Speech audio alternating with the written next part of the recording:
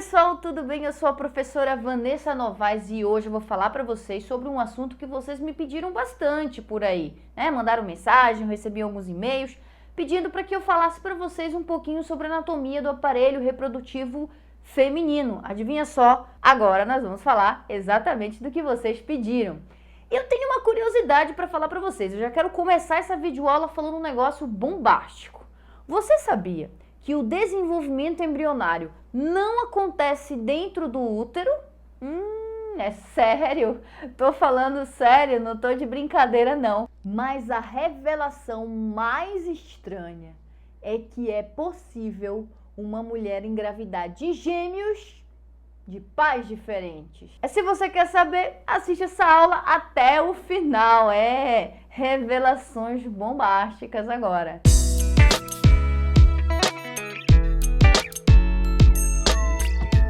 Bom, pessoal, vamos falar um pouquinho, vamos mostrar um pouquinho aqui as estruturas do aparelho reprodutivo feminino. Primeira coisa, vamos olhar aqui, ó. Aqui é o pudendo, né? A parte mais externa, a genitália externa.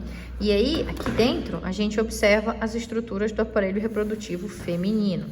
Bom, essa estrutura interna do aparelho reprodutivo feminino, a gente pode tirar aqui para a gente ver melhor como é que isso está posicionado, ó. Cortando aqui, isso aqui seria um corte sagital, ó. Vou dividir aqui o corpo da mulher em dois pedaços, direito e esquerdo. E agora que eu tô tendo uma visão do corte sagital. Primeira coisa que a gente observa é o seguinte: aqui é a genitália externa. Então aqui é o ósteo da vagina, então aqui é a vagina, o canal vaginal. Bom, então é aqui que o homem vai ejacular, no canal vaginal. Primeira coisa que a gente observa é o seguinte: aqui está o canal vaginal, na frente do canal vaginal a gente tem a uretra e aqui a bexiga. Então o que a gente consegue ver aqui? É que, no caso da mulher, a uretra, ela está separada do canal vaginal. Então significa dizer que na mulher, a uretra só serve no aparelho urinário. Ou seja, ela só serve para expelir urina, para eliminar a urina do corpo, só isso, pois no caso das mulheres a gente tem o canal vaginal. No homem é diferente, a uretra masculina, ela serve tanto para eliminar a urina, quanto também para a ejaculação. O canal vaginal, ele está entre a uretra do sistema urinário e o reto da porção final do intestino grosso do sistema digestório. Então, o que a gente vê aqui é a porção final do sistema digestório, que é o intestino grosso, aqui o reto. A gente vê o canal vaginal do aparelho reprodutivo feminino e a uretra do sistema urinário, certo? Então, nós temos 3 orifícios, meninas. Tem mulher que acha que a gente só tem 2, 3 orifícios. Aqui o ânus, aqui o ósteo vaginal e aqui o ósteo uretral, beleza? Então, cada qual no seu quadrado. No caso da mulher, não temos, então, a uretra participando do aparelho reprodutivo feminino. Bom, o homem vai ejacular aqui no canal vaginal. Aí, ó, o ejaculado, ele vai chegar bem aqui. Isso aqui é o colo do útero, tá? Isso aqui é o que a gente chama de colo do útero, beleza? E aí, aqui a gente entra no útero, então isso aqui é o útero, tá?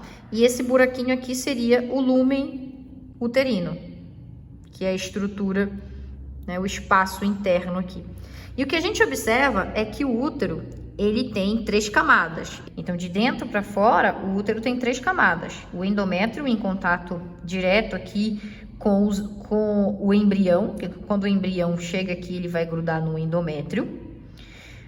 Aí a gente tem o miométrio, que é essa camada intermediária, e a gente tem o perimétrio, que é essa camada mais externa. Então, tudo isso aqui é o útero, sendo aqui o colo uterino.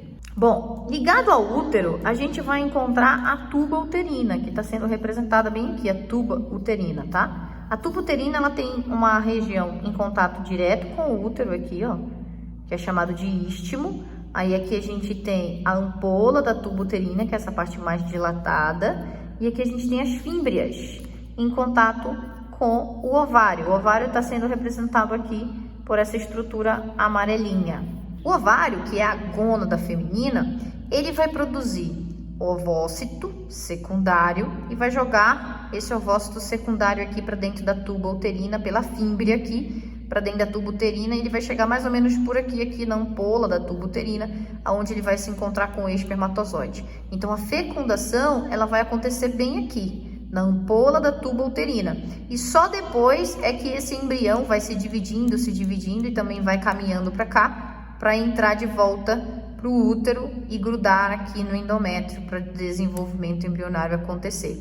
Ou seja, a fecundação acontece na ampola da tuba uterina e a nidação, que é quando o embrião gruda na parede do endométrio, vai acontecer, obviamente, dentro do útero. Bom, quando acontece o encontro do gameta feminino com o gameta masculino lá na ampola da tuba uterina, nós temos um fenômeno que a gente chama de fecundação.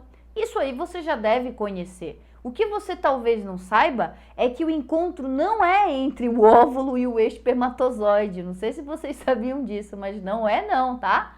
Na verdade, o que a mulher joga ali na tuba uterina, né? Eu falo mulher querendo dizer ovário, né? O que o ovário joga ali na tuba uterina para encontrar com o espermatozoide, na verdade é uma versão ainda não completa do óvulo, que a gente chama de ovócito secundário. Na verdade, o ovócito secundário só se transforma em óvulo depois da fecundação. Olha só, coisas que você provavelmente nunca ouviu falar, né? Pois é, a fecundação é o encontro entre o espermatozoide e o ovócito secundário. Isso quer dizer que talvez você, mulher aí que está me assistindo, que nunca engravidou na vida, talvez você nunca tenha produzido um óvulo, mesmo você menstruando todos os meses e tudo mais, achando que está ovulando o óvulo. Na verdade, você está ovocitando. Você está liberando ovócito secundário na tuba uterina para encontrar com o espermatozoide. E se você nunca engravidou, provavelmente esse seu ovócito secundário nunca se transformou em óvulo. E talvez você nunca nem tenha produzido um óvulo na vida. Olha só que coisa, né, gente? Negócio sinistro. Outra coisa interessante é que quando a gente tem o encontro dos dois gametas, que a gente forma ali o zigoto vai se dividindo, formando várias células, né? E ele vai, enquanto ele está se dividindo para formar várias células, afinal nós somos seres multicelulares, ele vai voltando para o útero. Eu digo voltando considerando que o espermatozoide veio lá do útero. Então, o embrião ele está indo em direção ao útero para continuar o desenvolvimento embrionário. Mas lembra do que eu te falei? Que o desenvolvimento embrionário não acontece dentro do útero? Pois é. É porque, na verdade, o que as pessoas imaginam é que... E aí, assim, tá voltando lá da tuba uterina, quando chega lá no final da primeira semana do desenvolvimento embrionário, esse embrião gruda na parede do útero, num tecido que a gente chama de endométrio, tá? Tudo bem, até aí eu acho que você já sabia disso, né? Num processo chamado de nidação. O que talvez você não saiba é que este desenvolvimento, ele não vai acontecer dentro do útero ali, no lúmen uterino. Na verdade, o embrião vai penetrar a parede do útero e o desenvolvimento vai acontecer dentro do estroma uterino, é isso mesmo, dentro do estroma, dentro do tecido conjuntivo da parede uterina. Ou seja, o embrião vai grudar na parede e vai penetrar a parede do útero. E vai ser desenvolvido dentro da parede uterina e não dentro do lúmen uterino, como muita gente imagina. A galera romantiza um pouquinho a gravidez, o desenvolvimento embrionário, mas tem umas coisas meio sinistras, né? Do tipo, o embrião vai corroendo a parede do útero e é por isso muitas vezes que a mulher sangra. Outra curiosidade muito louca que eu queria te falar é o seguinte, que a mulher tem 2 ovários, obviamente. E aí, ela tem 2 tubas. E significa dizer que, a cada ciclo reprodutivo, ela pode jogar 2 ovócitos secundários na tuba uterina para encontrar com o espermatozoide. O que significa dizer que ela pode formar 2 zigotos que, claro, vão compartilhar a mesma gestação, serão gêmeos, mas gêmeos totalmente diferentes, porque eles vêm de gametas diferentes, DNAs totalmente diferentes. Tudo bem, são aqueles gêmeos fraternos, inclusive que podem ter até sexos diferentes. Agora, se aquele embrião se parte no meio, aí a gente vai ter os gêmeos idênticos, porque eles têm exatamente o mesmo DNA. Inclusive, Se um gêmeo idêntico tiver um filho e fizer um teste de DNA, os 2 gêmeos vão dar positivo, vão ser pais ou mães daquela criança. Um negócio bem legal. Bom, só que, imagina só, o espermatozoide ele consegue viver ali dentro do aparelho reprodutivo feminino cerca de 24 horas. O ovócito também, na verdade até um pouco mais, mas eles vão, claro, ficando cada vez piores, né? A mobilidade do espermatozoide vai diminuindo, então a chance de fecundação tardia, ela vai, claro, diminuindo muito. Mas eles vivem durante algumas horas ali, eles não morrem logo, né? Então, se o ovócito for liberado e o espermatozoide também, né, ficar ali nadando dentro do aparelho reprodutivo, eles duram algumas horas ali antes deles morrerem. Isso significa dizer que uma mulher, ela consegue engravidar de 2 pais diferentes tendo gêmeos. Ou seja, ela pode ter gêmeos de pais diferentes, é isso mesmo. Porque imagina só, que ela tem relações sexuais e aconteceu uma fecundação em um lado da tuba uterina, né? E se ela tiver relação sexual com outro cara, ela, obviamente, vai ter outra fecundação do outro lado da tuba uterina. Nós temos 2 zigotos com DNAs diferentes, e bem diferentes mesmo, inclusive porque o DNA do pai é totalmente diferente, são pais diferentes, são espermatozoides que vêm de pessoas diferentes. Significa dizer que nós vamos ter gêmeos fraternos, mas de pais diferentes. Isso é possível quando nós temos aí uma relação sexual muito próxima uma da outra.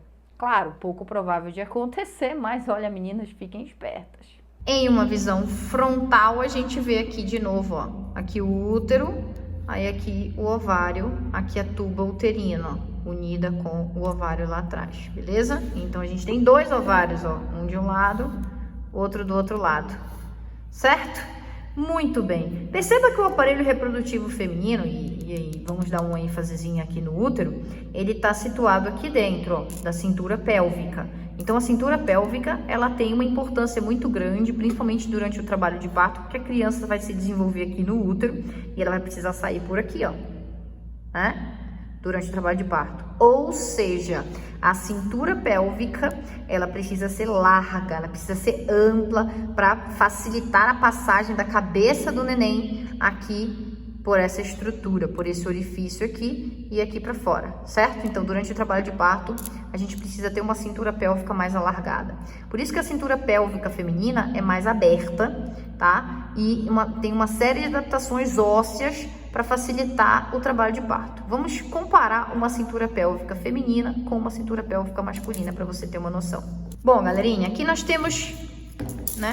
Aqui nós temos 2 cinturas pélvicas, ó. Primeira coisa que eu quero que você preste atenção é na abertura. Essa abertura daqui e aqui. Compara. Quem tem a maior abertura? Vamos comparar aqui as duas, ó.